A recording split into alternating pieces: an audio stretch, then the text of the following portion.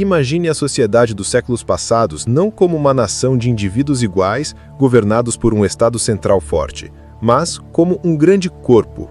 Um corpo composto de muitas partes diferentes, cada uma com sua própria vida, suas próprias regras e sua própria autonomia. Esta é a imagem central que os autores Espanha e Subtil nos apresentam para entendermos o mundo luso-brasileiro antes das revoluções modernas. Eles começam contestando uma ideia antiga, a de que o chamado Estado moderno surgiu de forma linear, com reis poderosos centralizando todo o poder em suas mãos, como previram teóricos como Maquiavel. Para os autores, essa narrativa não se aplica a Portugal, a Espanha ou a Itália. Lá, um modelo diferente, chamado de monarquia corporativa, predominou. Neste modelo, a sociedade era um conglomerado de corpos ou corporações: a família, o município, a guilda de artesãos, a paróquia, a grande propriedade senhorial. Cada uma dessas esferas era um pequeno mundo, com o seu próprio direito de se governar, de resolver seus conflitos internos e de manter seus privilégios e costumes seculares. O papel do rei, nesse contexto, não era de um ditador onipotente, mas de um árbitro supremo, aquele que garantia a justiça e a harmonia entre todas essas partes. Seu lema era Justitiandare, fazer justiça. A própria lei era plural. A palavra do rei era importante, mas convivia com o direito canônico da igreja, com os costumes locais de cada vila e cidade e com as tradições herdadas do direito comum europeu. Os juízes não eram meros aplicadores mecânicos da lei. Eles podiam moderar suas decisões com base na equidade e na misericórdia. O poder real, portanto, estava longe de ser absoluto.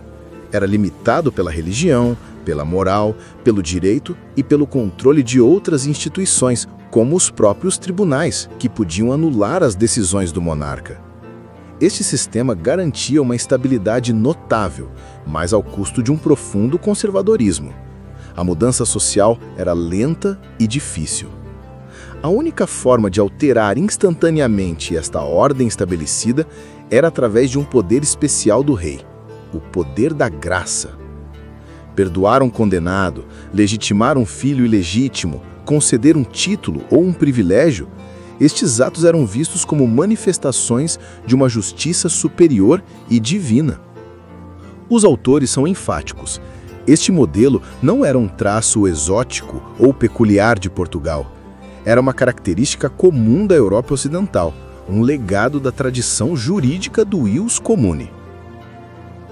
Mas como funcionava na prática esse poder descentralizado? A coroa portuguesa era, na verdade, surpreendentemente frágil. Seu aparelho administrativo era pequeno, suas finanças frequentemente precárias e seu conhecimento sobre seu próprio território limitado. Não havia mapas detalhados ou censos precisos. As comunicações dentro do reino e, sobretudo, com o vasto império ultramarino, eram lentas e difíceis. No império, essa realidade era ainda mais dramática. A distância monumental transformava possessões como Macau, Timor ou vastas áreas da África e do Brasil em quase estados independentes, onde o poder local, exercido por câmaras municipais, senhores de engenho e outras elites, reinava soberano. As tentativas de controle desde Lisboa eram muitas vezes ineficazes. O império era, assim, um arquipélago de poderes autônomos, um verdadeiro mosaico de jurisdições corporativas. Esta realidade, porém, começou a mudar radicalmente a partir de meados do século XVIII. Um ponto de virada crucial foi o Grande Terremoto de Lisboa, de 1755. A catástrofe criou uma oportunidade única para refundar a cidade e, com ela, repensar todo o modelo de governo.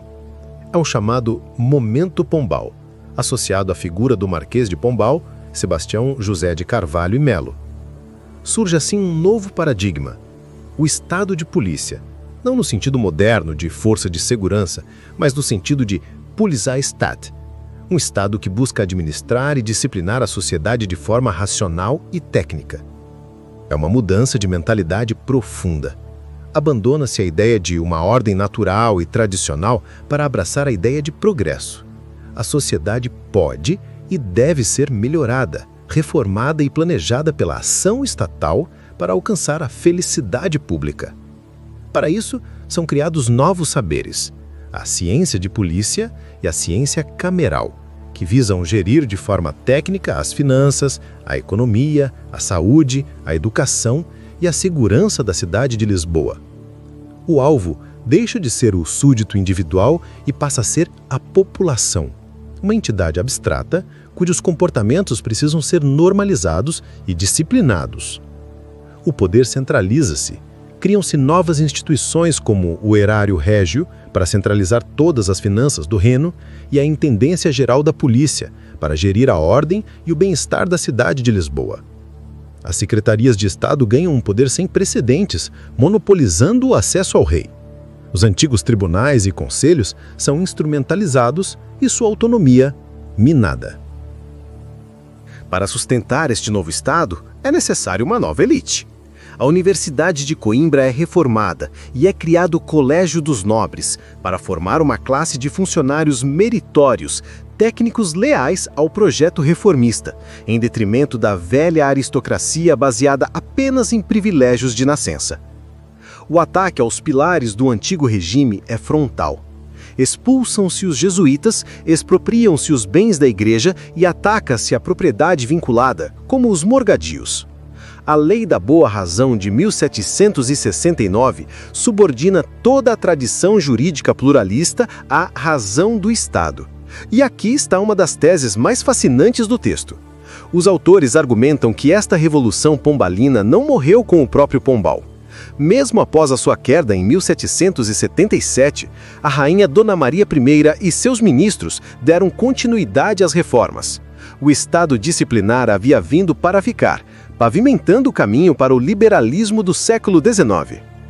Contudo, e este é talvez o ponto mais crucial da narrativa, o modelo corporativo não desapareceu. Ele mostrou uma vitalidade e uma capacidade de adaptação espantosas. Mesmo após as independências e revoluções, a estrutura profunda da sociedade permaneceu corporativa. Na América Latina, as independências foram muitas vezes lideradas por estas corporações locais, os cabildos municipais, contra o poder central. A Constituição Espanhola de Cádiz, liberal, sobreviveu muito mais tempo nas ex-colônias do que na própria Espanha, porque era mais permeável a estas estruturas corporativas. Até a Revolução Americana é reinterpretada. Não terá sido uma revolta de indivíduos, mas de corpos, as colônias como corporações, defendendo seus direitos particulares contra a coroa britânica. As primeiras constituições americanas ainda refletiam esse mundo, excluindo escravos, mulheres e criados. Por fim, os autores mostram que tanto em Portugal quanto no Brasil, o liberalismo do século XIX frequentemente serviu como uma fachada para práticas políticas profundamente corporativas, clientelistas e caciquistas. A velha estrutura do corpo social adaptou-se e sobreviveu sob novas roupagens. A história, portanto, não é uma linha reta em direção a um Estado centralizado e moderno. É uma teia complexa de tensão entre dois modelos: o antigo, do corpo composto e dos poderes pluralistas, e o novo, do Estado disciplinar e da razão de Estado. E é na compreensão desta tensão, desta herança duradoura do corporativismo, que podemos verdadeiramente compreender a formação política de Portugal e do Brasil.